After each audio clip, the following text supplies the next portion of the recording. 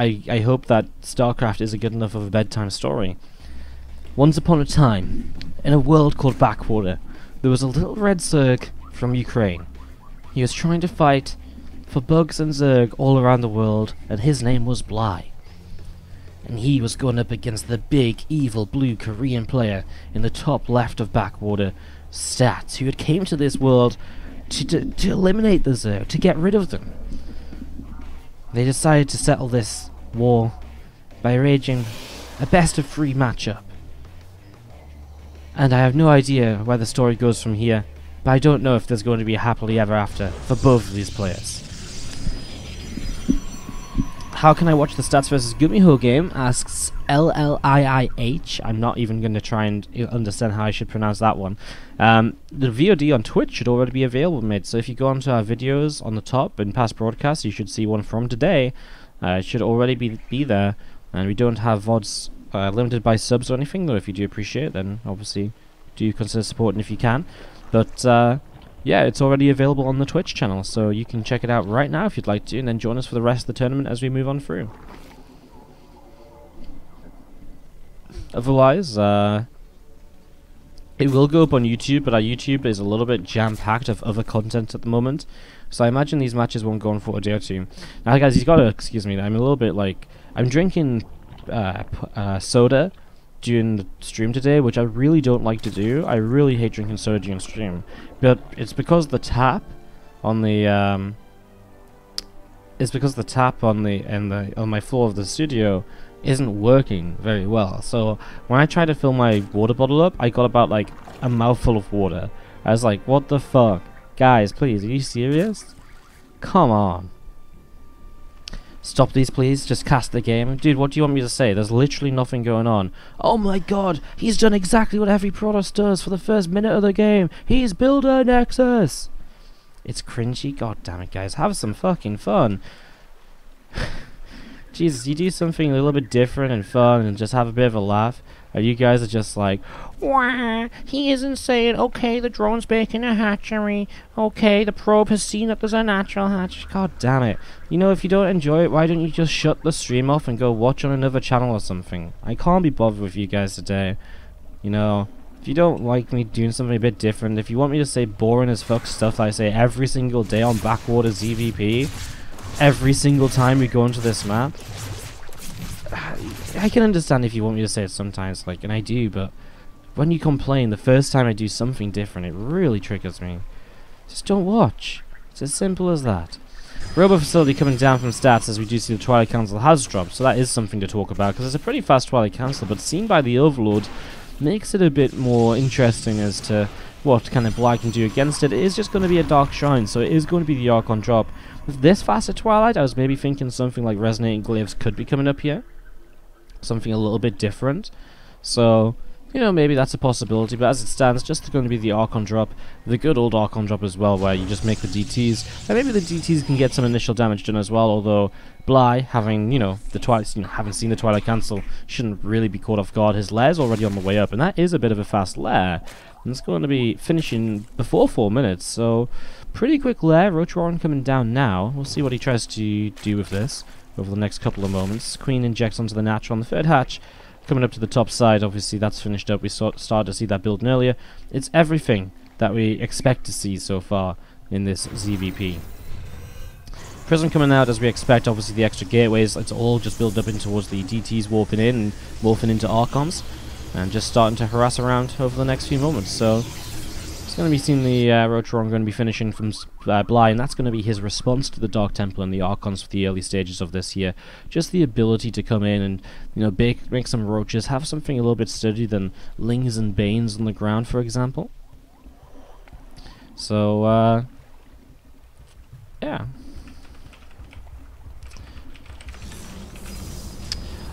4DT is just warping in. Sorry, I just wanted to check quickly what's going on the other screen. I'm just trying to find another matchup for ourselves. I think Impact's about to play against Solar, which would be a cool match to get into. So we're going to try and get into Impact Solar on the second screen as well. Again, just keep on picking up those bits and pieces. As you see, the Archon's going to get turned away by the Queen. Second Prism shows up, oh my god, so we're going to be seeing some double Prism play apparently. It's been a little while since double Prism was a thing, but we saw a little bit of double Prism in Stats versus, oh not Stats, Classic versus a Laser yesterday in the GSL. I'm not going to talk too much more about that unless we see exactly what happened there, and it doesn't look as though we will. But it is going to be double Archons on both Prisms, so a lot of harassment here from Stats in the early stages, really going to be focusing on dealing damage, and look at this, these drones are just going down. There just isn't enough roaches here to really deal a lot of damage. First wall Prism is pushed away as the second Prism should be getting ready to go in the next couple of moments. It's 2 Archons set up, and we are going to be having the Prism just moving off to the left hand side. Few Queens gathering up as well, just trying to push this next Prism away. Will be obviously very powerful if he can, but he gets right on top of those Queens with the Archons.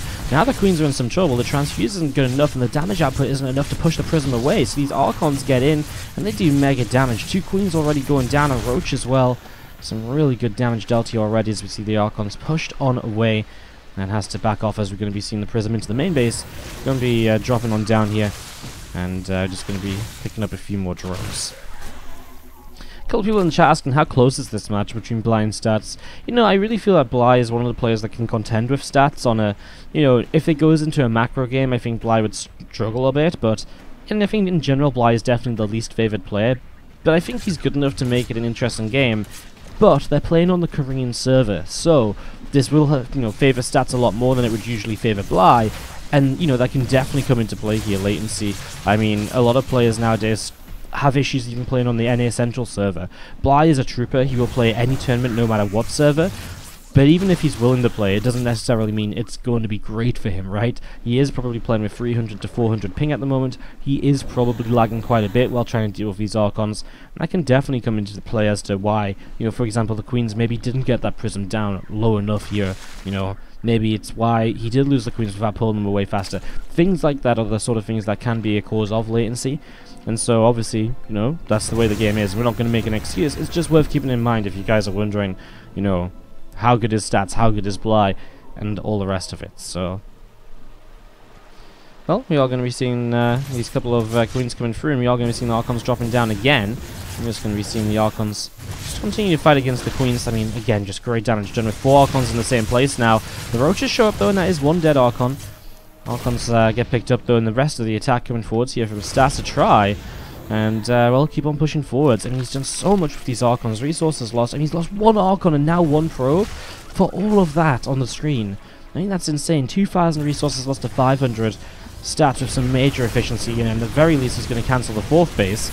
So he gets rid of that, not even a cancel, just a straight up kill, so that's 300 more minerals down the drain. Observer goes down to the Corrosive Biles. That's a shame actually, because it means he can't clean up any further creep, although there isn't that much more to clean out.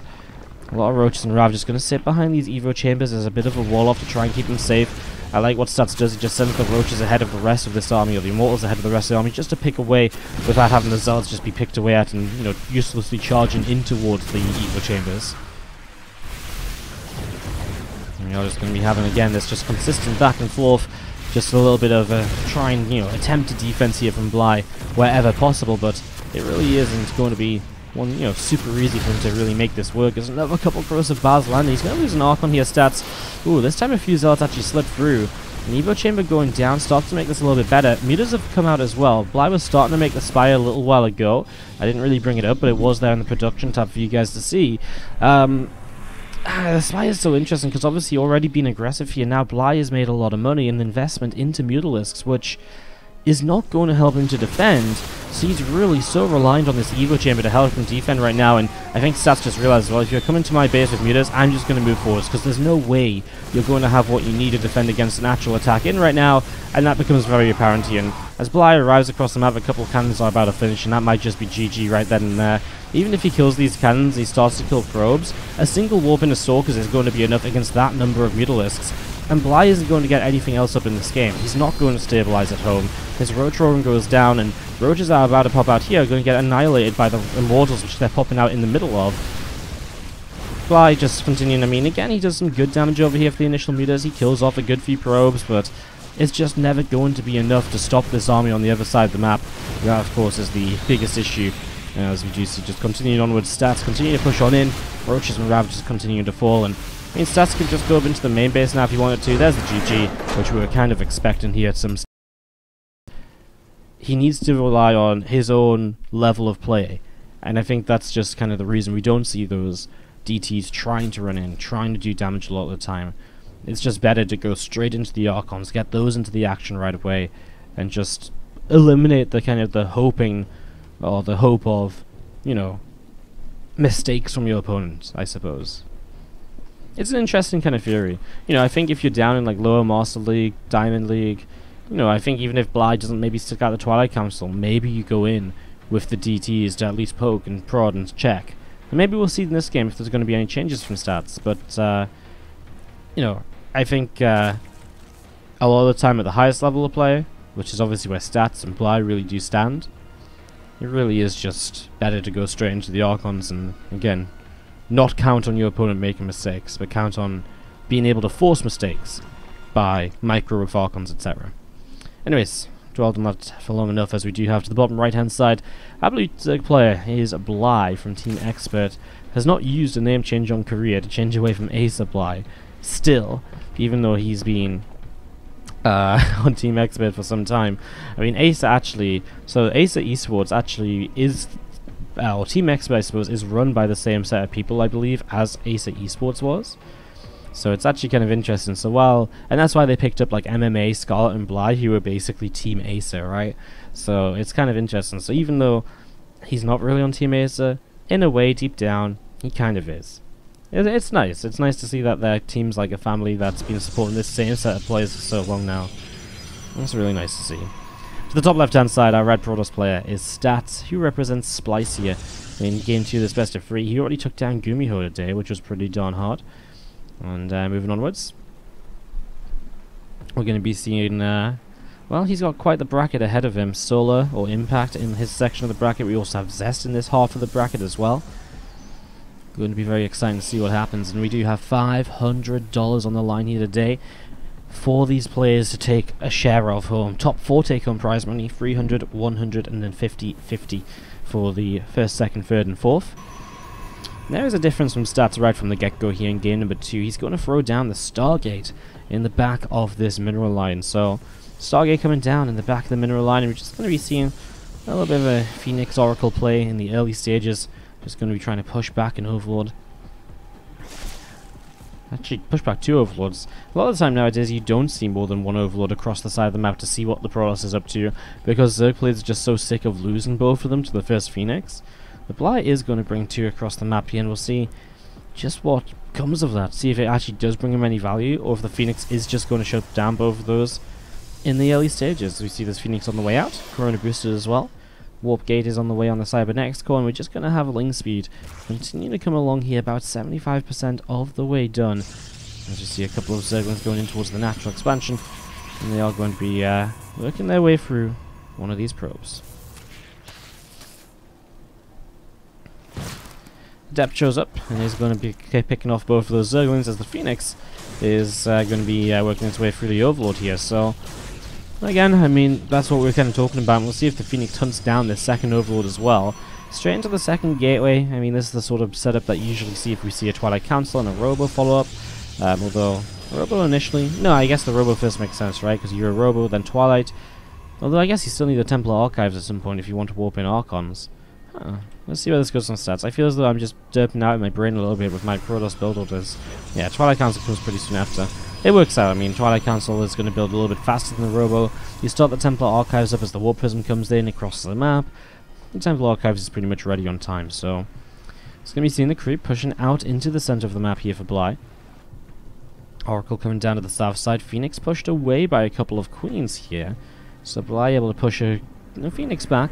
He's actually already into a lair, and this time he's going to use that fast lair for a Nidus network.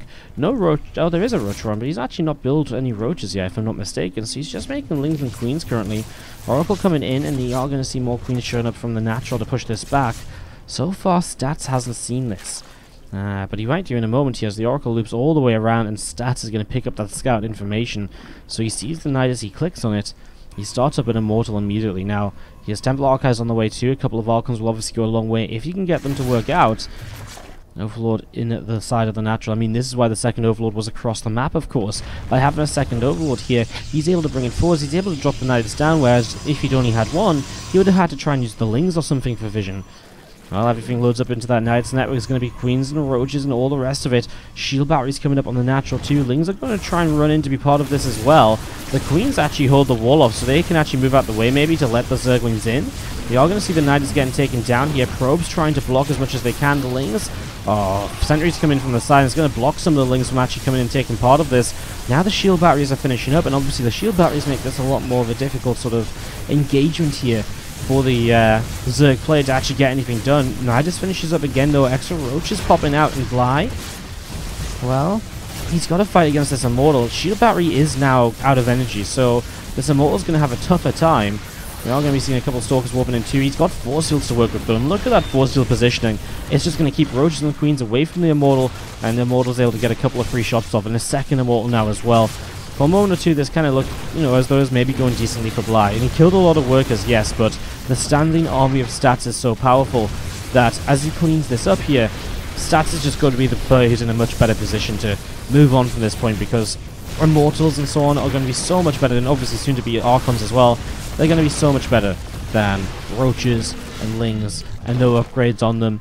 Yes, there's a lag, you can maybe start up Roach speed, but playing off of 26 drones isn't easy either, because obviously the Protoss player would get a Prism out, as he's doing now, pressure across the map, and I guess we're going to see it, right? That this isn't enough damage, because basically Bly has to make a decision. Do I make units, or do I make drones? He's going to make drones, but by making drones, it's going to mean that when these units come across the map, he's going to be in an absolute world of pain, because obviously they're going to get so much done. And then, if Bly does make units to defend, then he doesn't have the drones to save the game, so it's a bit of a tough position, as we're going to be seeing these Stalkers are centering a couple of Immortals. Going over to the right hand side here, as you can see the Adept just going to hold the wall off, and the Archon just morphing in at the front, pushing forwards here. Stats is going to be approaching the natural expansion, and he's going to be showing us again just why you can't go for Nidus without ending the game with that Nidus network, or at least taking yourself into something like a 20 worker lead or something insane. It's an all-in for a reason, as the Spinecrawler gets taken down initially. No cancel there from Bly. He's got 2 Ravagers here at the moment. Does he have units in the Nidus? He's got a Roach. It's not really a lot. I mean, drones already going down, so some of them drones which he just made are already dropping. And again, Stats can do this without really having to commit into anything else, He doesn't cost him anything to do this. He doesn't have to slow down his own pro production at home, and that's what makes this sort of attack so powerful. And again, we're just going to be seeing Lings going down, and this is pretty much it for the Zerg player from Bly here in the Kung Fu Cup Weekly #1. It's the first time we have this event. It's very awesome to see that this is being put on. And we're going to be having this every single week, every Thursday for you guys. GG from Bly, and Stats takes game #2 to be still